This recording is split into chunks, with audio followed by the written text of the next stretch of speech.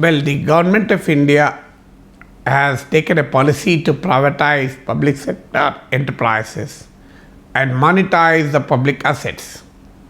Well, the government says that it is its policy understanding. Why should government be in business? Government has no role to be in business. So why should government get into sectors where the losses are accumulating?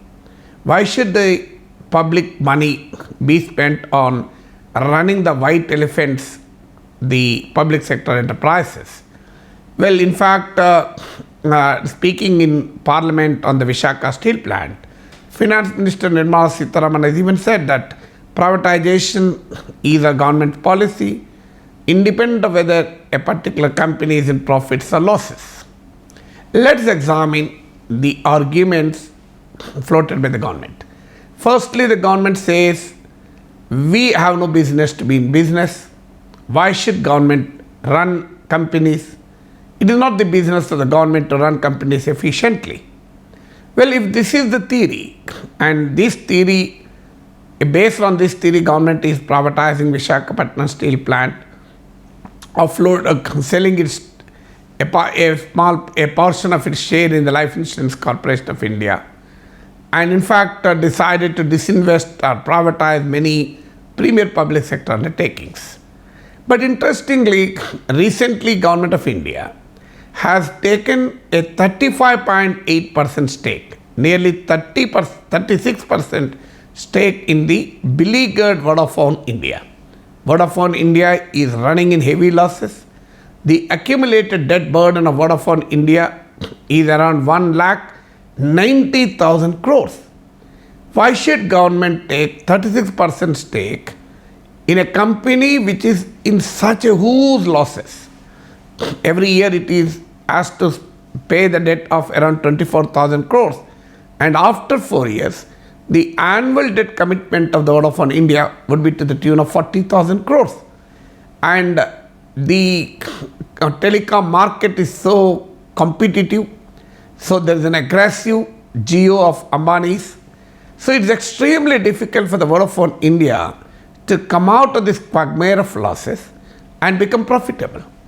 Then what is the rationale for the government to acquire 36% stake in a loss-making private company when it claims that it has no role to be in business?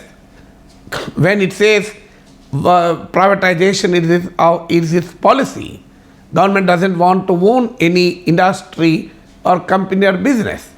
So the Vodafone acquisition is completely contrary to the policy stand which the Government of India itself declares. Interestingly, how did Government of India acquire this stake in the Vodafone India? Vodafone India and a couple of other telecom companies ran a protracted legal battle with Government of India over sharing the adjusted gross revenues. It's called AGRs.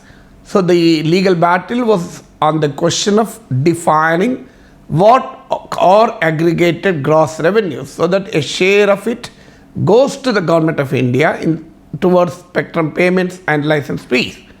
Well, ultimately Supreme Court decided in favor of the Government of India, and the Vodafone India and other private companies which are in the legal battle had to pay the dues and the penalty on the dues and the interest on the penalties, and this comes out to a huge sum. So Vodafone India promoter refused to pump in fresh money to repay to pay the government of its dues. So finally Government of India agreed to convert these dues into equity. Interestingly, I will give you another comparison.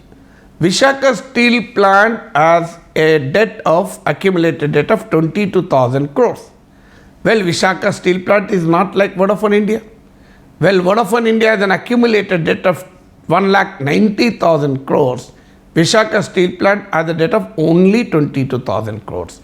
And in fact, Visakha Steel Plant has an asset base of around 2 lakh crores. So, and it is paying a huge interest burden of 14%. Normally, even if you buy an house and take a loan, you pay less than 7%.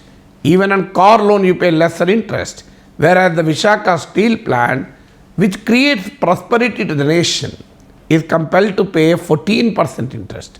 So the steel plant has requested the Government of India to either replace this high cost debt with low cost debt or convert this debt into equity. Interestingly, the Government of India refused to convert the debt of a public sector company with 2 lakh crore assets into equity. But the same government unabashedly converted its low dues, which Vodafone India has to pay, into equity, even though this company has an accumulated debt of 1,90,000 crores. So this shows how the public money is swindled away to bail out a private sector company. In fact, this is the same thing happened in Air India. When Air India was sold to Tatas, the government has swallowed the huge debt burden of Air India.